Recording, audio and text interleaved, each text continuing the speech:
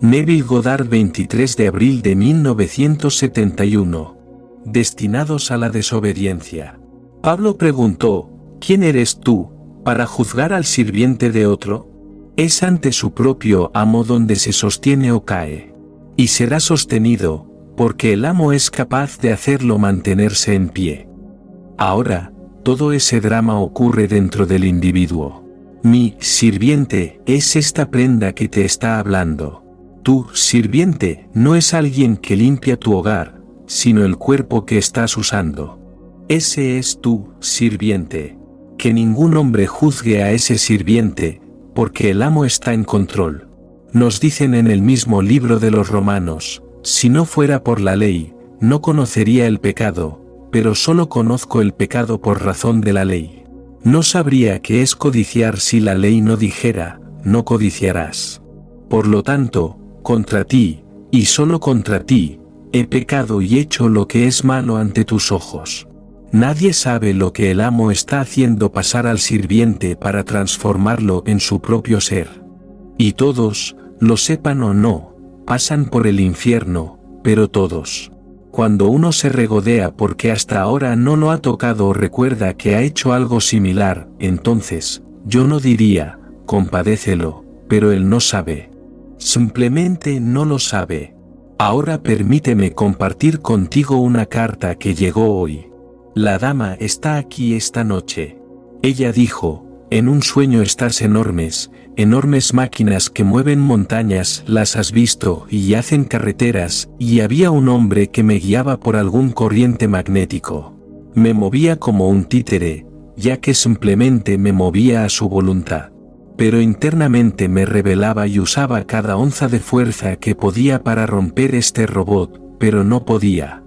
Él simplemente la movía a su voluntad, y ella interpretaba el papel de un títere.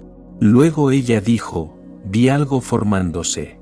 Él estaba tratando de formar algo en mí, o fuera de mí, o por mí. Pero algo se estaba formando y parecía formarse de vidrio líquido caliente. Bueno, ¿conoces el intenso calor que se necesitaría para reducir el vidrio a un estado líquido? Y luego noté que la forma de un hombre tomó forma y salió de la parte superior de mi cabeza. La cabeza estaba perfectamente formada, pero el resto aún era una masa no formada. Yo le diría a ella: estaba perfectamente formada. No esperes que algo debajo de la cabeza tome forma. No vas a encontrar debajo de la cabeza la forma que ahora llevas. Digo que la forma está completa cuando viste la cabeza salir de tu cabeza. Ahora en Jeremías nos dicen, en el último versículo del capítulo 30, el intenso enojo del Señor no se retraerá hasta que haya ejecutado y cumplido las intenciones de su mente. En los últimos días lo entenderás. Luego, yendo al siguiente capítulo, el 31, nos dicen: el Señor ha hecho una gran cosa en la tierra. Un hombre está rodeado por una mujer. Esto se traduce como: Él ha convertido a una mujer en un hombre, el regreso de la Virgen Israel, su propia emanación a sí mismo, el Señor Jehová. Al final, si alguien tiene la culpa, es solo Dios. Como se cuenta en el libro de Job, al final de todas las pruebas, todos los horrores por los que fue puesto, y luego sus amigos vinieron y lo consolaron. Son todos sus amigos, y consolaron a Job por el horror, por el mal que el Señor Dios había traído sobre él. Entonces este cuerpo, ¿lo pones a través del infierno, puedo decirte? Pero lo pones a través del infierno para aprender ciertas lecciones. Pues nos dicen, la ley es espiritual. Pero el hombre no sabe que la ley es espiritual hasta que ha pasado por todos estos fuegos de experiencia, y luego descubre que es espiritual, y al final, cuando todo se despliega dentro de él, entonces la ley se vuelve fácil de operar para él. Pero no hasta el final. Pues nos dicen, Dios ha consignado a todos los hombres a la desobediencia, para que pueda tener misericordia de todos. Él ha consignado a todos los hombres a la desobediencia, para que pueda tener misericordia de todos. Aquí hay una historia simple. Un niño nacido en la pobreza, nacido en Odessa, Rusia, en una familia judía que no sabía nada de comidas completas, era el mayor de una familia de 5. A una edad muy temprana su madre murió, dejando solo unos pocos bebés. Él tenía entonces quizás, yo diría, 10. Tuvo que trabajar para mantener a la familia. Su padre era un trabajador, pero no podía traer lo suficiente para alimentar a la familia. Nunca supo lo que era tener un par de zapatos nuevos, un par de pantalones nuevos, una camisa nueva, un sombrero nuevo. Todo se daba por caridad, y estos regalos no eran cosas nuevas, eran simplemente cosas pasadas de mano, lo que la gente tenía. Entonces, cuando desgastaba el zapato de arpillera, podía volver y conseguir otro par de cosas para envolver su pie en la fría Rusia. Consiguió un trabajo yendo al banco todos los días con grandes denominaciones de papel, y se cambiaban por plata y cobre. Así que cuando volvía tenía la misma cantidad de dinero, esta vez en plata y cobre. Y un día, estando frente al cajero, notó que el cobre y la plata tenían marcas exteriores similares, se parecían. Y se preguntó a sí mismo, ¿no sería maravilloso si él cometiera un error? ¿No sería maravilloso si ese cajero cometiera un error y me diera plata en lugar de cobre? En ese momento asumió que el cajero lo había hecho, y en su mente tomó las cosas y luego regresó a la tienda. Sabía que el cajero no lo había hecho, pero simplemente lo borró y jugó un pequeño juego. Y caminó de regreso sintiendo que el cajero había cometido el error y se preguntó, ¿ahora qué haría? Iré a un restaurante y comeré por primera vez en mi vida hasta sentirme satisfecho. Comeré hasta que salga por mis orejas, luego compraré un par de zapatos y luego compraré un par de pantalones. Sabía que eso cubriría tanto. Cuando volvió a la tienda el hombre no había cometido un error, pero él tuvo la alegría de caminar con esa suposición.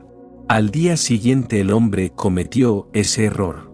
Y se dio cuenta en el momento en que el hombre cometió el error. Así que fue a otro banco y cambió el dinero por la cantidad correcta para poder llevar la cantidad correcta a la tienda, dejando este dinero extra. Y con ese dinero extra, dijo, luché todo el día conmigo mismo, y esa noche cuando me fui a la cama apenas pude dormir. Luché y luché conmigo mismo porque eso estaba en conflicto con lo que mi madre muerta me había enseñado. No robarás, no codiciarás.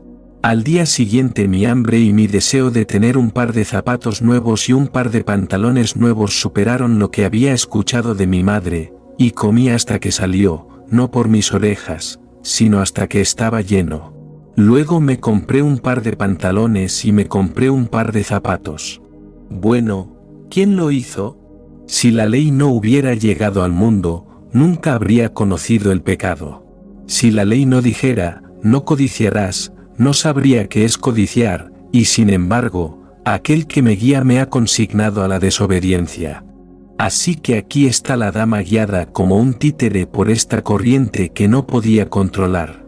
La controlaba, formando fuera de ella y en ella lo que podría reflejarse perfectamente. Es la historia de Cristo. Hasta que Cristo se forme en ti, así nos dicen. Cristo refleja la gloria de Dios, y es la imagen expresa de su persona. Bueno, ¿quién está formando al Maestro? La palabra traducida como Maestro significa la autoridad suprema, el controlador, Dios, el Señor. Eso es lo que significa. Así que cuando usan la palabra Maestro, lo buscas, y verás que significa la autoridad suprema, el Señor, Dios, el controlador. Así que el controlador está en control de cada vida en el mundo.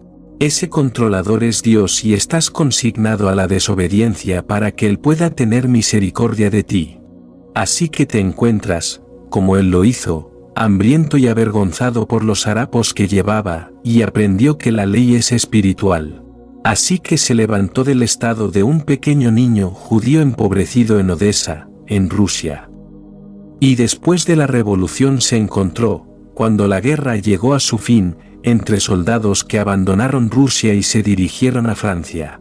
Así que cuando murió a la edad de 77 años en Viernes Santo, este pasado Viernes Santo, pudo dejar una herencia que se cuenta en millones. Aprendió la ley. Aprendió que la ley es espiritual. Y él mismo me dijo que nunca llevó a un hombre a juicio por facturas impagas. Se sentaría en su escritorio cuando todos los empleados se iban y escribiría una carta agradeciendo al hombre por su cheque. Nunca la enviaba, pero se ponía en ese estado de ánimo y les agradecía por el cheque que habían enviado. Y dijo, en cuestión de días, nunca en exceso de una semana, pero bastante a menudo en 2 o 3 días, llegaba un cheque. El cheque llegaba a él en pago de una factura impaga que estaba mucho atrasada. Pero, dijo, nunca tuve que perder un amigo, porque no puedo seguir en el negocio y perder clientes, así que nunca tuve que presionar a un cliente. Aprendí la ley. Aprendí que estas suposiciones, aunque negadas por mis sentidos, si realmente las creo y pongo toda mi fe en la suposición, se convertiría en realidad. Y así, viví por ella. Mucho antes de conocerte a ti, Neville, mucho antes de haber oído hablar de ti. Oí hablar de ti solo a través de mi esposa. Ella oyó hablar de ti y oyó la ley, y nos llevamos bien juntos cuando estábamos en París, pero mucho antes de conocerla a ella o a ti, probé esta ley cuando era un niño pobre en Rusia, y comencé a vivir por ella. Así que nunca he llevado a un hombre a juicio para recuperar dinero que había adelantado en forma de mercancía. Así que cuando murió a la madura edad de 77 años, murió repentinamente de un ataque al corazón. Bueno, había probado que las palabras de Pablo eran correctas, y no conocía a Pablo, porque nació y se crió en la fe judía, y dudo que alguna vez haya leído el Nuevo Testamento. Así que cuando Pablo hace la declaración en el 7º capítulo de Romanos que la ley es espiritual, cuando hace esa audaz declaración de que, si no fuera por la ley, nunca debería haber conocido el pecado. No debería haber sabido qué es codiciar si la ley no hubiera dicho, no codiciarás. Así, Dios ha consignado a todos los hombres a la desobediencia, para que pueda tener misericordia de todos. Y así como la dama se resistió, pero realmente no pudo resistirse, fue guiada en una cierta dirección contra su voluntad y tuvo que ir, porque eso dentro de ella es el maestro y te está pasando por los hornos. ¿Cuánto tiempo, cuán vasto, cuán severo los hornos antes de que encuentres al Padre es largo de contar? Blake, de Jerusalén, y el Padre es el Maestro. Ese es el ser que realmente eres, y tú lo que ves aquí es solo una emanación de ese Maestro. Y nadie conoce el trasfondo de ese sirviente, porque este es el sirviente. Así que, he encontrado en David, el hijo de Jesé, un hombre conforme a mi corazón, que hará toda mi voluntad. Así que él es llamado el sirviente, pero al final es llamado el hijo. Ahora, realmente, ha regresado y se ha convertido en uno. Pero parado ante él está el que lo puso a través de todos los pasos. Así que, es David. En el Salmo 51, el profeta Natán entra en él y le recuerda lo que hizo cuando entró en Betsabé. Envió al esposo de Betsabé a la batalla con la esperanza y el conocimiento de que sería asesinado y entonces él conseguiría a Betsabé. Entonces Natán va y se lo dice, y luego las palabras de David, contra ti, solo contra ti he pecado y hecho lo que es malo ante tus ojos. Y sin embargo, ¿quién lo hizo? Solo hice tu voluntad que me diste por esta ley que me diste, el deseo de codiciar. Nunca habría sabido qué es codiciar si la ley no hubiera dicho, no codiciarás. Y así, me hiciste pecar. Entonces, Dios me consignó al pecado al ponerme una carga que yo no podía, en esta carne, resistir. Entonces, ¿quién eres tú?, preguntó, para juzgar al sirviente de otro. Se presenta ante su propio amo, o cae ante su propio amo, pero será sostenido, porque el amo es capaz de mantenerlo en pie. Así que todos en el mundo han pasado por el infierno, puedo decirte. Si no lo han hecho, van a pasar por él, o están pasando por él ahora. Y has perdido, dices que tienes 5 sentidos, has perdido cada uno de ellos en algún momento, pero cada uno, y al final, serás el mencionado en el Evangelio que tiene el poder de perdonar pecados. Cuando Él viene, solo viene al final del viaje. Cristo viene una vez, al final. Eso es cuando Él viene. Y cuando viene, viene de la manera más maravillosa y misteriosa, y deja que el uno para quien Él viene, porque Él era el Maestro todo el tiempo, y cuando viene, deja que el uno en quien Él ahora se levanta experimente quién Él es. Y tú experimentas a Cristo en la primera persona, en tiempo presente, en experiencia singular. En este mundo podemos conocer una cosa mentalmente comparándola con otras cosas, analizándola y aceptándola, pero conocemos una cosa espiritualmente solo al convertirnos en ella. Nunca en la eternidad conocerás a Cristo hasta que te conviertas en Cristo. Y Cristo viene al final, al mismo final. Así que cuando Él viene, está bien, sabes exactamente quién es Él, y perdonas a cada ser por lo que ha hecho, lo que va a hacer o lo que puede estar obligado a hacer. Pues se mueve bajo compulsión, todos. Has robado, y te has sentado en juicio sobre el ladrón. Has estado ciego. Y él dijo, Maestro, ¿quién pecó? ¿Este hombre o sus padres, para que naciera ciego? Dijo, ni el hombre ni sus padres, sino para que las obras de Dios se manifiesten. No lo culpes, como hacen todos. Él es ciego, está bien, ciego de nacimiento. La pregunta implicaría que quien preguntó cree en la reencarnación, pero no acepta esa teoría. ¿Quién pecó? ¿Este hombre? ¿Nació, de nacimiento, ciego? ¿Quién pecó? ¿Este hombre o sus padres para que naciera ciego? Esa es la historia en el 9 de Juan. Y él respondió, ni este hombre ni sus padres, sino para que las obras de Dios se manifiesten. Sed perfectos, como vuestro Padre en el cielo es perfecto. Así que toma al Hijo, te toma a ti, se llama el sirviente y lo pone a través del infierno. Como ella dijo, ¿qué fuegos se necesitarían para tomar el vidrio y convertirlo en un estado fundido? Era vidrio líquido caliente formado en un hombre, y salió de la parte superior de mi cabeza, y el rostro era el de un hombre. Estaba completo. Esa es la palabra, perfecto, completo, pero el cuerpo no lo estaba, porque el cuerpo no va a ser como este cuerpo. Va a ser ese cuerpo glorioso del cual he hablado una y otra vez cuando se mueve hacia arriba como un serafín, esa serpiente ardiente, ardiente. La cara, sí, es humana, la voz humana, las manos humanas, pero no preguntes sobre el cuerpo. Eso es algo completamente diferente.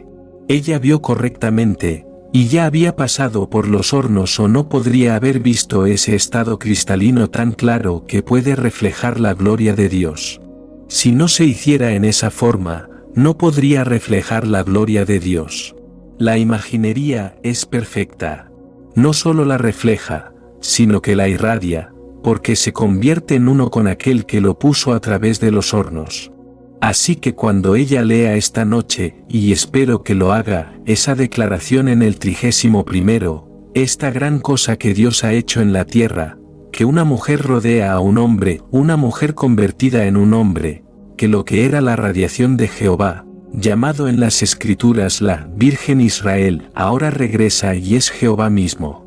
Entonces la emanación, aún mi esposa, es ahora, todavía, yo mismo. Regresa, y los dos se convierten en uno, pero el Padre sufrió con la radiación. Así que no dejes que nadie te diga que por lo que has hecho, debes sentir remordimiento y reflexionar sobre ello. ¿Puedo decirte? Estás aprendiendo la ley, y aprendiendo que la ley es espiritual. No es observar cosas externas, como lavarme las manos antes de las comidas y encender velas en un día determinado, y decir gracia y hacer todas estas cosas que la gente hace externamente, es lo que haces internamente. ¿Qué estoy haciendo en este mismo momento, en cada momento del tiempo? ¿Estoy juzgando a las personas por su desempeño externo, su posición social, su posición intelectual, ¿Su posición financiera? ¿O les estoy haciendo una pregunta? ¿Qué quieres? Y aunque parezca la solicitud más imposible, la concedo. Bueno, eso es ponerte a prueba, ahora, para ejercer este poder. Porque al concederlo estás perdonando pecados, pues están errando el blanco. Pecar es errar el blanco en la vida. Así que el objetivo final es la formación de ese ser que puede irradiar y reflejar la gloria de Dios. Ese es el fin, telas, el fin, y significa perfecto, completo, terminado, para que puedas decir, he terminado la obra que me diste para hacer. Ahora devuélveme la gloria que es mía, la gloria que tenía contigo antes de que el mundo existiera. Sí, lo renuncié como hijo de Dios, y tomé sobre mí esta prenda, y me convertí en un sirviente, un esclavo, y fui crucificado sobre esta prenda llamada la cruz, y me hice de ninguna reputación, y me hice obediente hasta la muerte, incluso la muerte en esta cruz, y pasé por todos los horrores del mundo, y él me llamó entonces, su sirviente. Pero al final, cuando he completado la obra que vine a hacer, la cruz se quita, y me levanto, y soy el mismo ser, pues me levanté del Hijo al Padre. Pero porque soy Padre, todavía debe haber un Hijo para dar testimonio de mi paternidad, y él se para ante mí, y es David, la suma total de todas mis experiencias humanas, pero esta vez glorificado. No se pierde nada.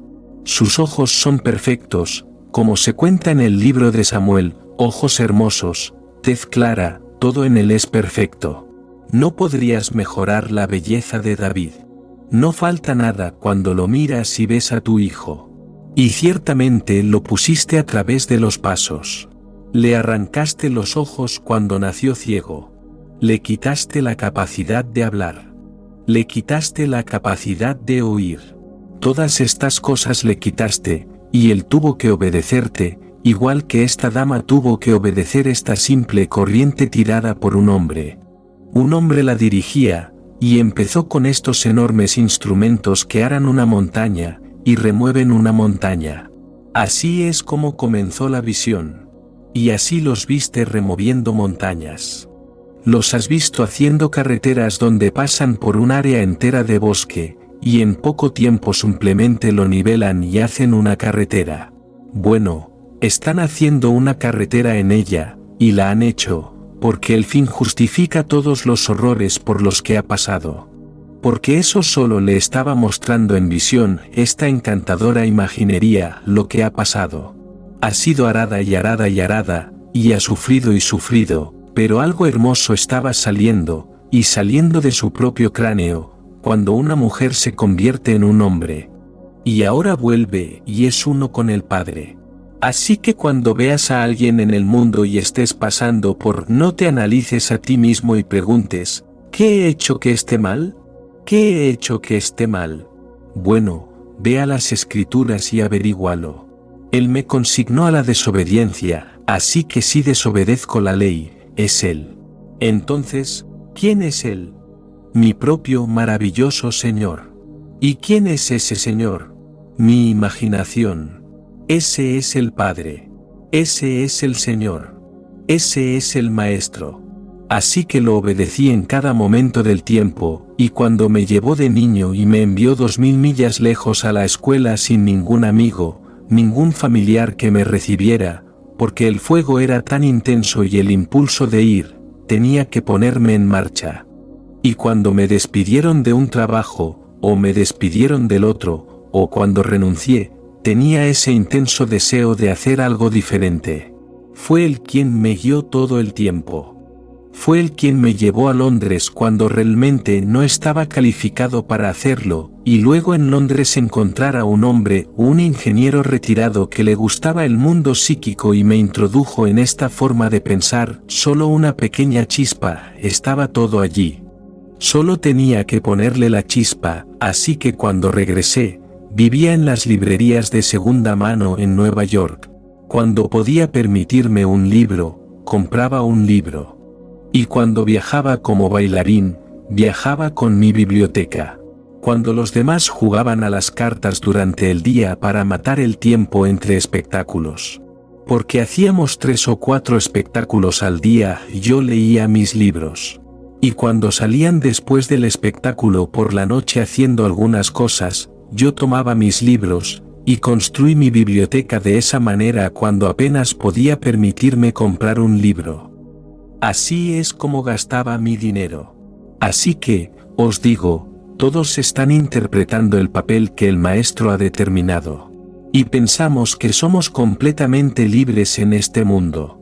No somos libres hasta el final, no hasta el final mismo, cuando el Hijo nos libera. Porque si el Hijo os libera, seréis verdaderamente libres, pero no hasta el final. Así que pasaré a lo siguiente: estamos descartando los errores y aferrándonos a la verdad, y descartando más errores y aferrándonos a la verdad, porque entonces, yo soy la verdad, yo soy el camino, yo soy la vida. No hay otro camino. Os he dicho exactamente cómo va a suceder. No hay otro camino. No hay un periódico matutino en el que algún agente publicitario no esté tratando de persuadir a quienes lo leen de que hay otro camino, y lo llaman con todos estos diferentes ismos. No hay otro camino. Al final, vais a encontrar quién sois, y cuando lo encontréis, sois el Señor Jesucristo, y el Señor Jesucristo es el Señor Dios Jehová. Y luego llegará ese momento inevitable cuando se alcance ese fin en el que te quitas la prenda, y eres uno con la eternidad, y todos los que te precedieron no son más grandes que tú porque te han precedido. No, todos sois iguales, la hermandad. Y esa única hermandad forma el único Dios y Padre de todos.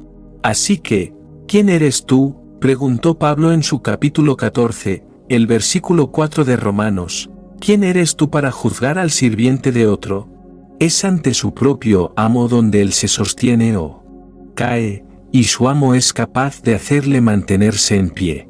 Será sostenido en alto, y al final, todo será perdonado.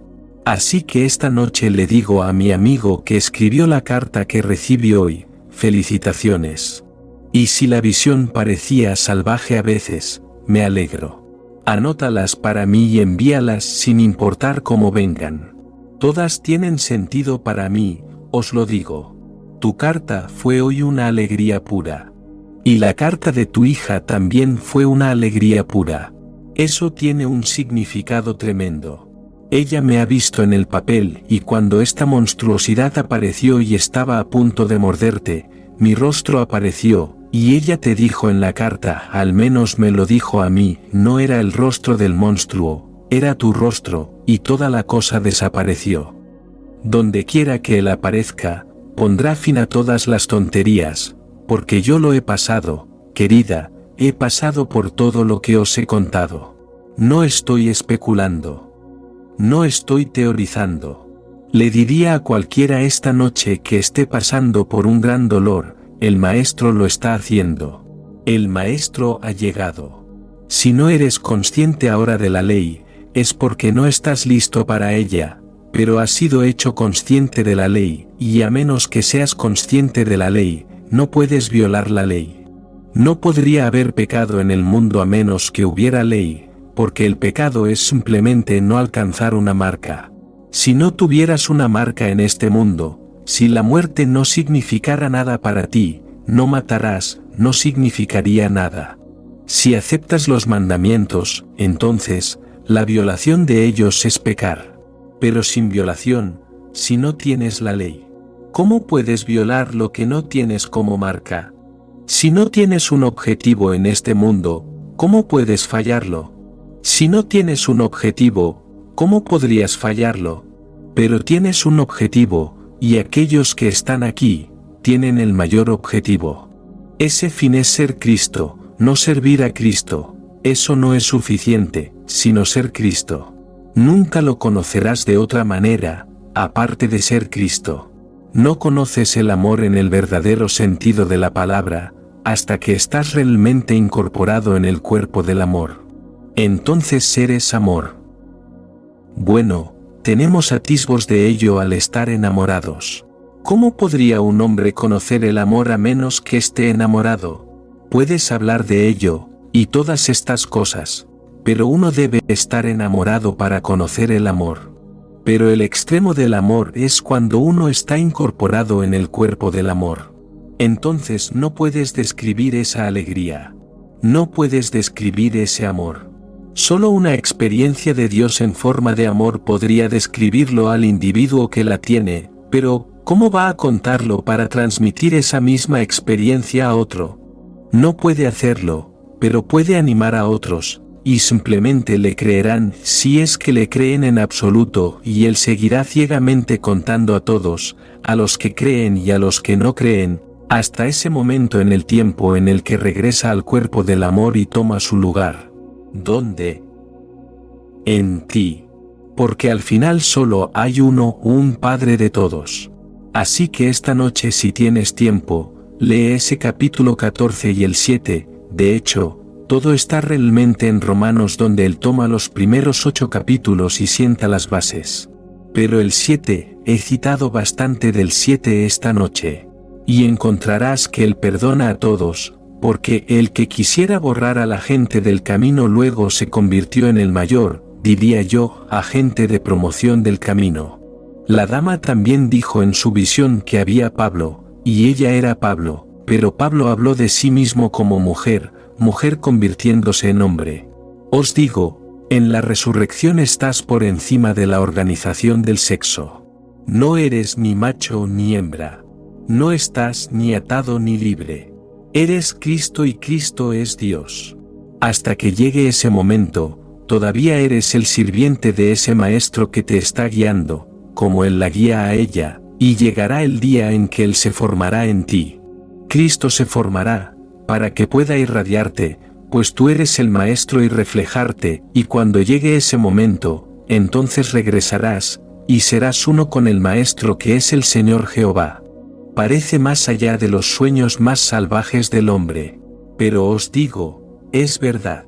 Así que no condenes a nadie. Déjalos en paz. Cuando estén sufriendo, deja que tu corazón se conmueva por ellos y expresa misericordia, pues lo has pasado. O de lo contrario, lo pasarás, pues nadie saldrá hasta que sea perfecto, como su Padre es perfecto. Y el Padre tuvo que pasar por todas las experiencias del hombre para ser perfecto. Y tú vas a pasar, o has pasado, me atrevo a decir que has pasado, por eso estás aquí, por todas las experiencias de la humanidad. Y al final, eres Dios el Padre. Ahora, entremos en el silencio.